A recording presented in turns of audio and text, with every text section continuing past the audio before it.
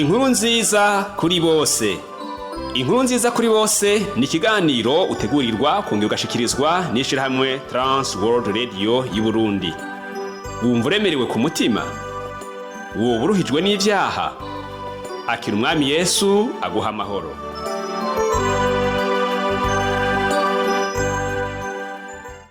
Nshuti mugenzi, munywanyi ibiganiro by'ishirahamwe Trans World Radio y'u Burundi, muvukanye mukunzi w'ikiganiro Inkuru nziza kuri bose.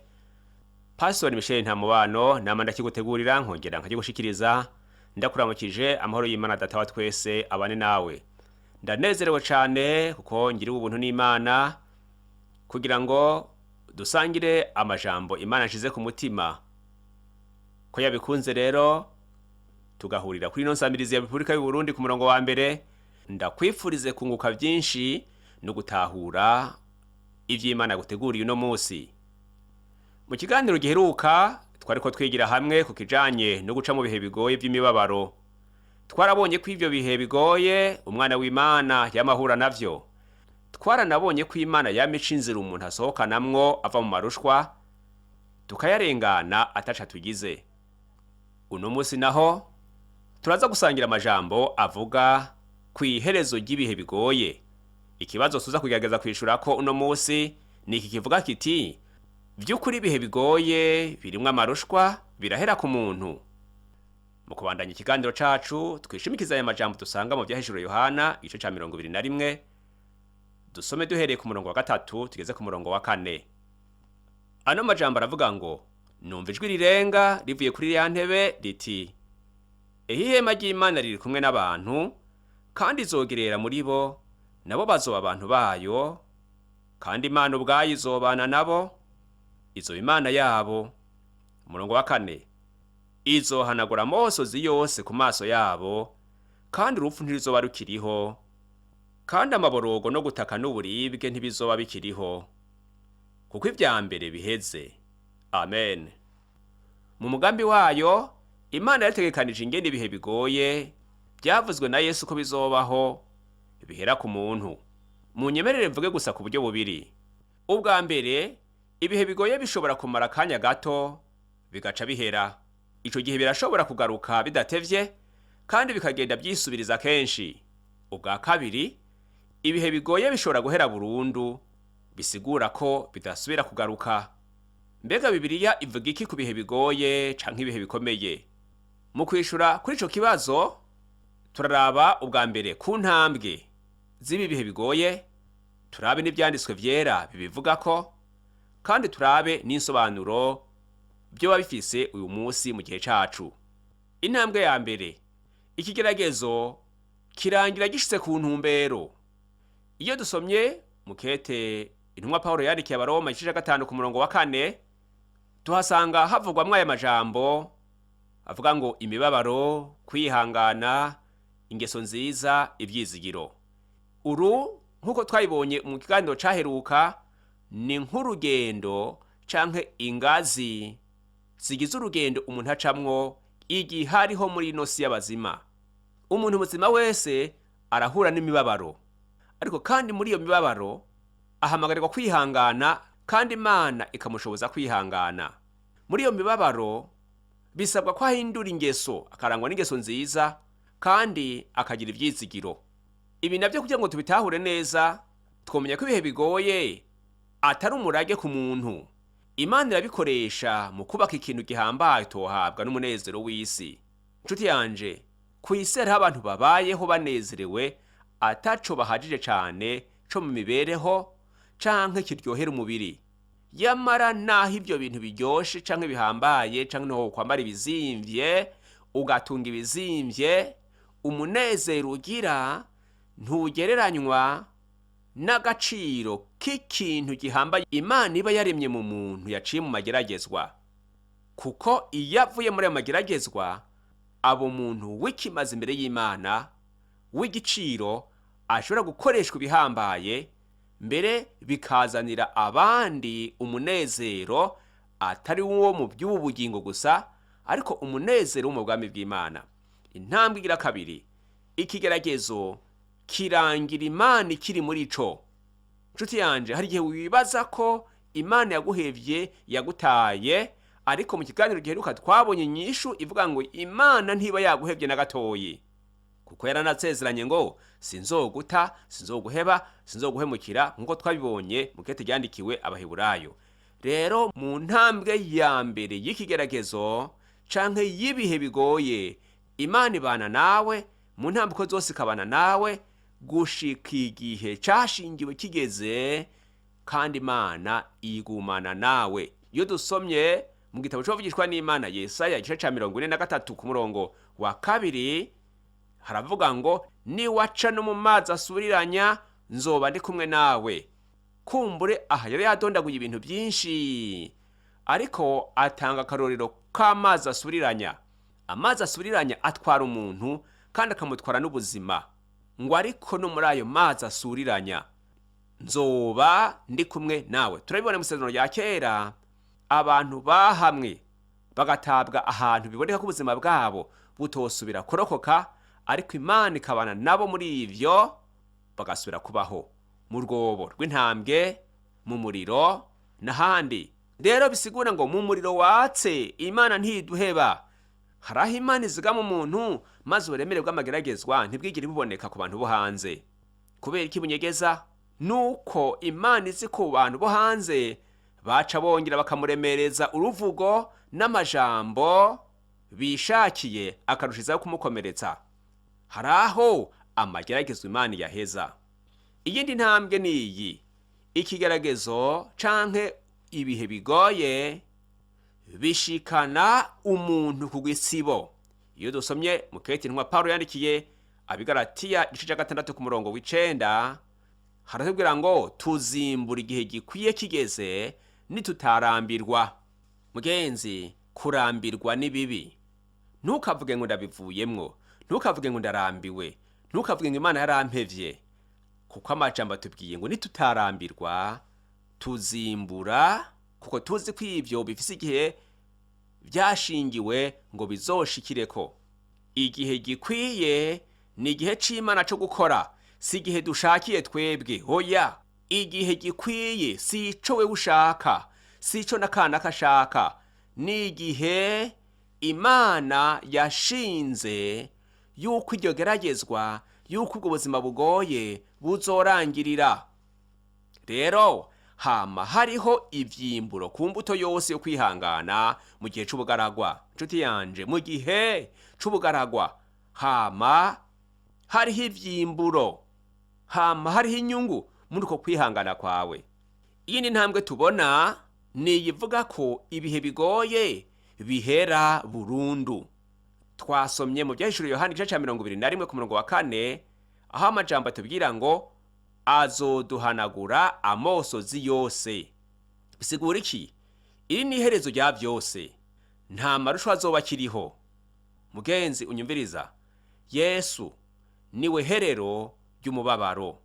Imibabaro yose twagize izohera duce twicarana na Yesu, tube mu munezero w'ibihe bidashira, tube mu mahoro tutigeze tubaho tukiri munsi y'izuba.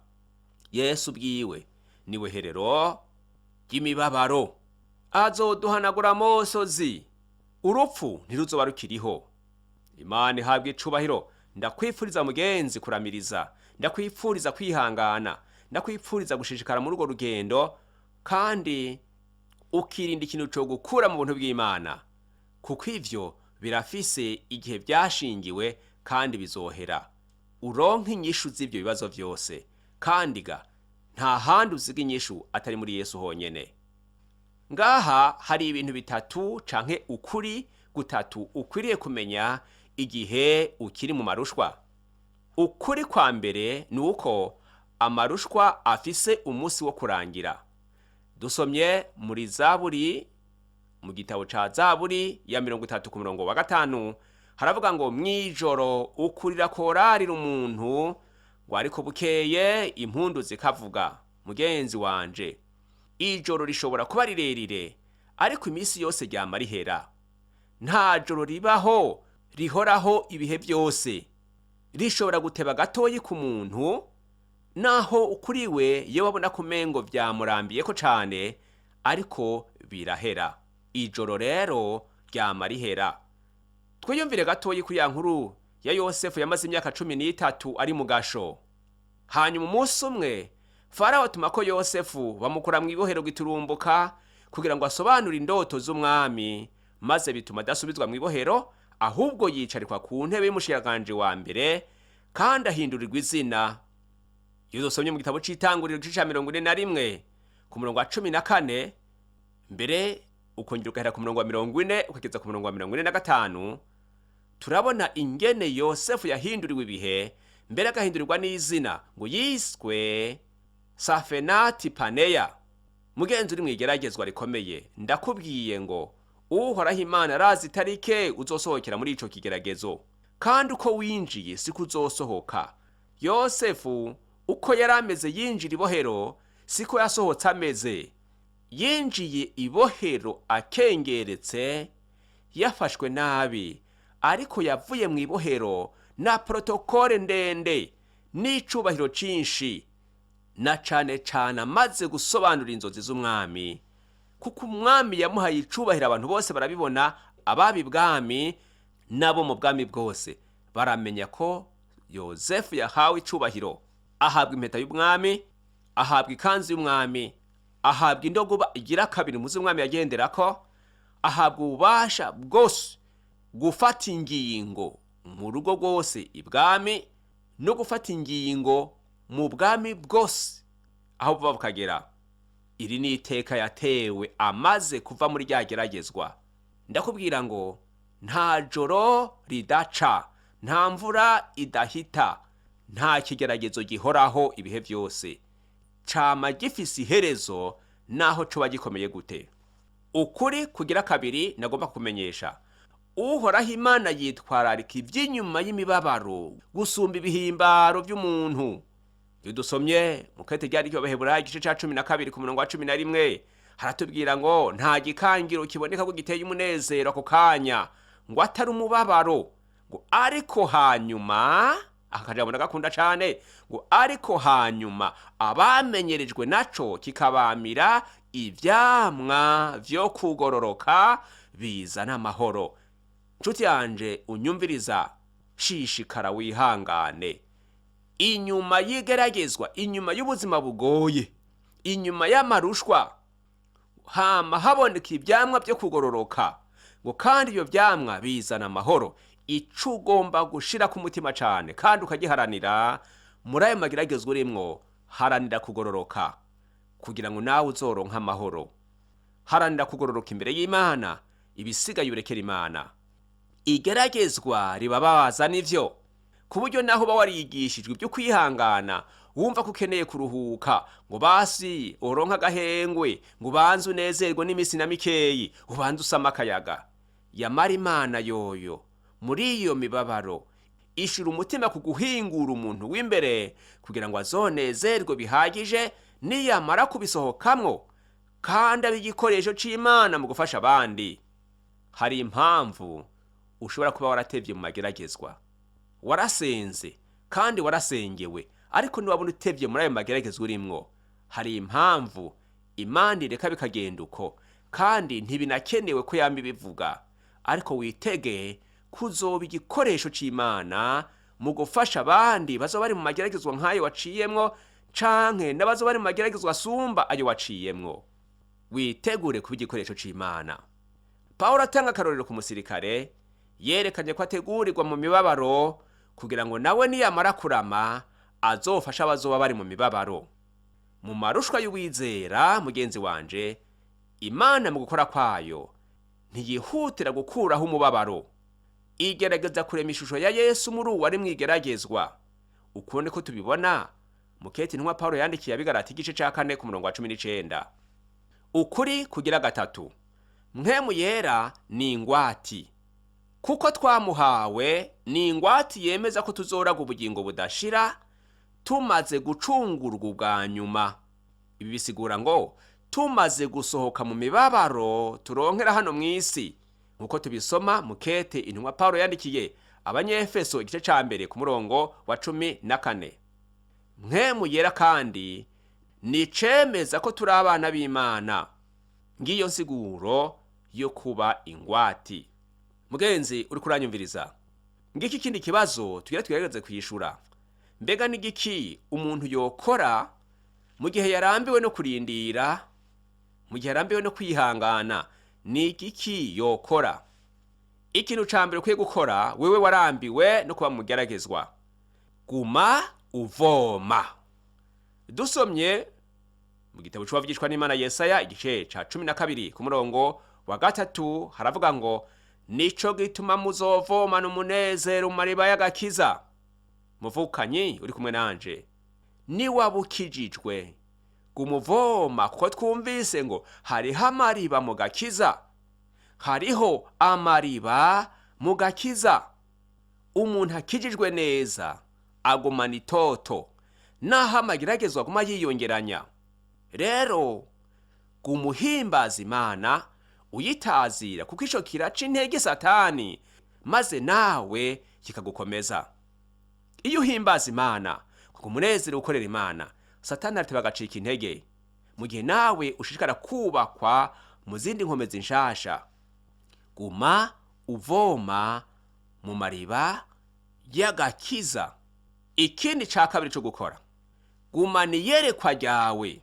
Mu gitabo c'Uwavugishwa n'Imana Habakuki igice ca 2 ku murongo wa 3 haravuga ngo, ijambo Imana yakuvuze ko naho woba ubona ko ritevye, ririndire rizoshika. Rindira ibyo yakubariye bizoshika mugenzi wanje, kuko Imana itabesha. Igihe cose wumva kucitsa intege, rabaho wanditse wongera usome rya sezerano, rica risubiza intege mu bugingo bwawe.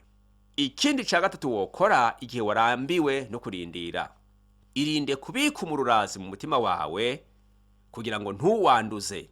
Mu Baheburayo 12 ku murongo wa 15 niko havuga, rekurira abo bantu wagize imbohe mu mutima wawe, baharire vuba, ureke kuguma witeza ingorane. Mugenzi, umutima wawe sagasho, si ibohero ukishiramwo abantu, ukabagirira ishari, ukabagirira inzigo, ukagenda ubagendana mu mutima. Oya, uriko witera ingorane, ahubwo ukwiye kubaharira vuba kugira ngo ushishikare kuronka umunezero uzanwe na mpwemu yera mu mutima wawe. Ahari ishari mu mutima, ahari amaganya mu mutima, mpwemu yera ntaharagama, ntahateba, haca yiviramwo. Ikindi ca kane cyo gukora mu gihe ubona ko umengo watevye mwigeragezwa, rondera ibihe nk'ivyo muri Elimu. Iyo dusomye mu gitabo c'Ukuvayo igice ca 15 ku murongo wa 27 tubona ko hagati y'amazi arura amwe bita Mara n'igihugu c'isezerano, Imana ashikanye abantu bayo b'Abisirayeli ahantu ho kuruhukira. Yabashize ahantu kugira ngo nabo bamira amate. Uhari ibigazi 70, bakicara bakaronka gatutu, bakamira akayaga. Hari amariba 12, bakavoma amazi uko bashaka, bakanwa uko bashaka, bakanoga. Ega mu bugaragwa ntiboga, amazi bayakura he? Ariko kandi naho batoga ntibacafura. Mu bugaragwa ntibamesura, ariko kandi impuzu zabo ntizacafura, kandi ntizahera. Imana iraraba ibyo bihe bikomeye baciyemwo, ibashikana ahantu ho gusamira akayaga, ibashikana ahantu h'agahengwe, ibashikana ahantu ho kuruhuka, ibashikana ahantu ho kwiyibagiza gatoyi imibabaro bagiriye mu bugaragwa, imibabaro bagiriye mu rugendo rurerure. Nawe hari igihe cawe cyo gutabarwa, nawe hari igihe cawe cyo gufata akayaga, hari igihe cawe cyo kuruhuka kanya gato. Erega munsi y'ijuru nta mwanya muremure wo kuruhuka tuhafise, kuko turashishikara urugendo kugira ngo tuzoruhukire mu ijuru turi kumwe na Yesu Kristo uwaducunguye. None mugenzi, Elimu hawe hari hehe aho kuruhukira kanya gatoyi munsi y'izuba? Bazimana biciye mu isengesho, kandi niwaguma uyizigiye izohaguhishurira, kandi izoguha akaryo ko kwiyibagiza gato y'imibabaro, izoguha akaryo ko gufata akayaga. Unkundire kandi ndakwereke ubwoko bubiri bw'amaherezo ukwiye kwitega. Iherezo rya mbere cyangwa ubwoko bwa mbere bw'iherezo ni iherezo ryo kwisi. Iryo herezo ryo kwisi mvuga ni iherezo ry'ubushomeri. Ubushomeri burahera, hakaboneka akazi. indwara zirakira, umuntu akidegembya, intambara irahagarara, abantu bakaba mu mahoro. Soma mu gitabo ca Zaburi ya 34 umurongo wa 19 haravuga ngo amarushwa y'umugororotsi ni menshi, ariko Uhoraho ayamukiza yose. Mugenzi unyumviriza, hari ibihe nigeze gucamwo ndi mu bugaragwa, ata amahoro mfise mu mutima, narajya amasindonke n'agatiro. Imana impishurira ya majambo mu buryo bw'igitangaza, numva ndaruhutse, numva ibiro by'umubabaro biraremurutse, kuko nakiriye aya majambo ngo amarushwa ashobora kuba menshi, ngo ariko Uhoraho ayamukiza yose.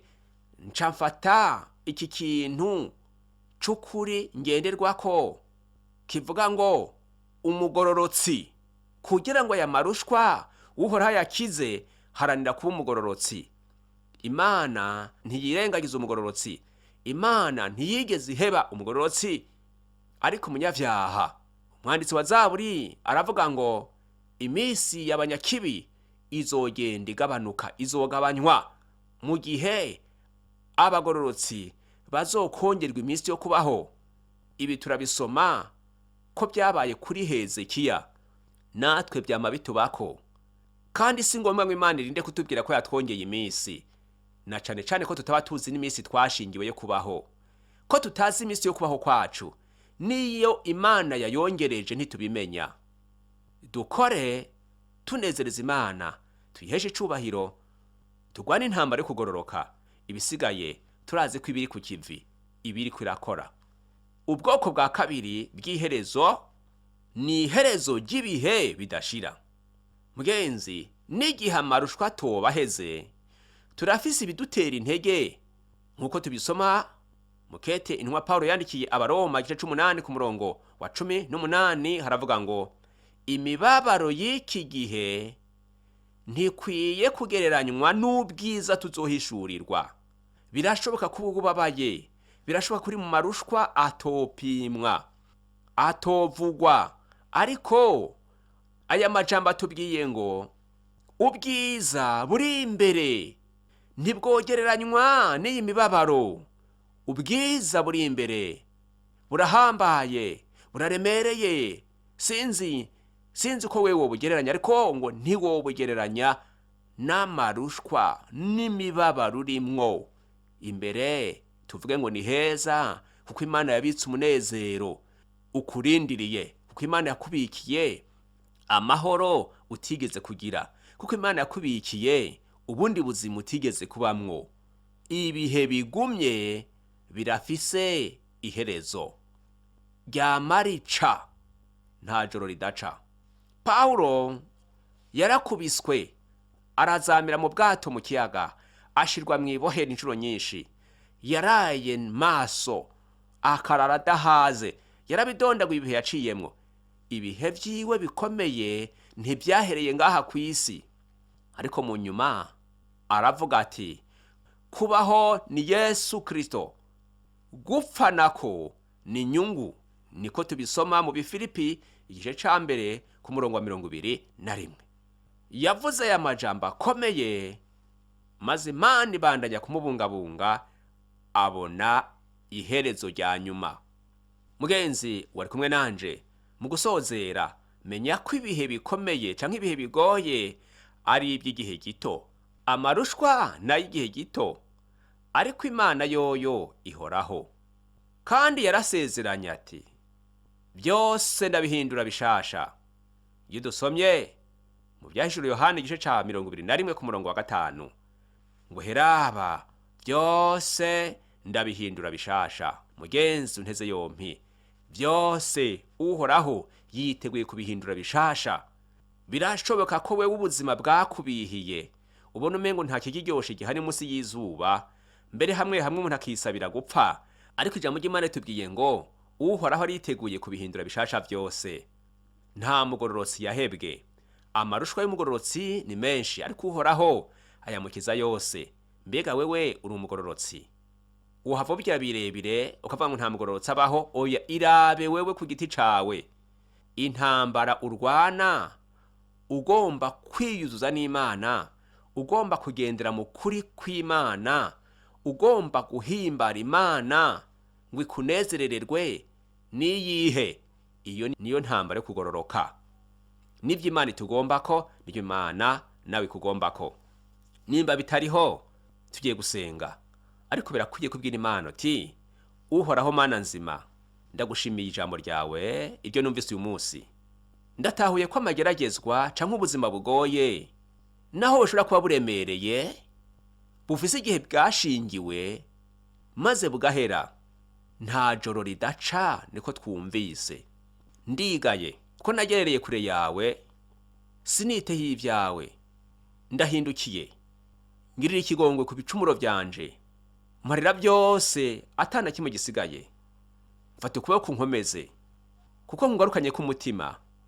Nawe unyiyegereze mu babazi zawe, unkomeze muri urugendo, kandi unkoreshe kugomba. Amen. Dusenge. Mana data wera ugororotse uri mwijuru, uragahezagirwa, kuko wampuje n'umuntu wawe kuri no nsamirizi y'u Burundi, tukayaga amajambo ashize ku mutima. Mugirire neza nk'uko abigusavye.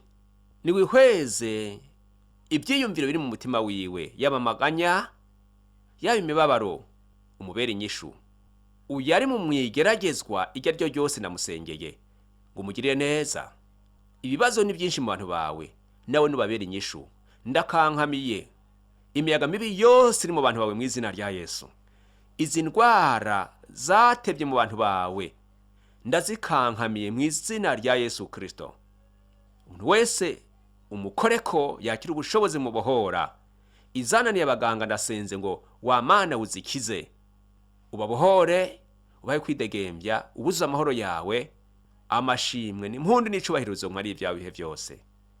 Senze mu izina rya Yesu Kristo mukiza wacu. Amen. Mugenzi wakoze ko wampaye umwanya wawe ukantega abiri. Nizere ko wafashijwe. Kaze ku ntahe wonshingira. Naho ubutaha Yesu aduhana umugisha. Shalom.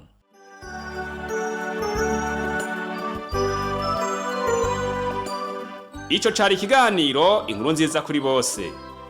Ushaka kugishigikira, kutwunganira canke ufise ikibazo, twakure canke urungwi ku butumwa bugufi na WhatsApp kuri iyi nimero ikurikira: 69 720 767. Turonderere kuri Facebook ni TWR Burundi. Ushobora no kutwandikira kuri email yitwa twr@gmail.com. Ushobora no kutwakura kuri nimero 22 24 26 57 ku masaha y'akazi. Imana iguhezagire.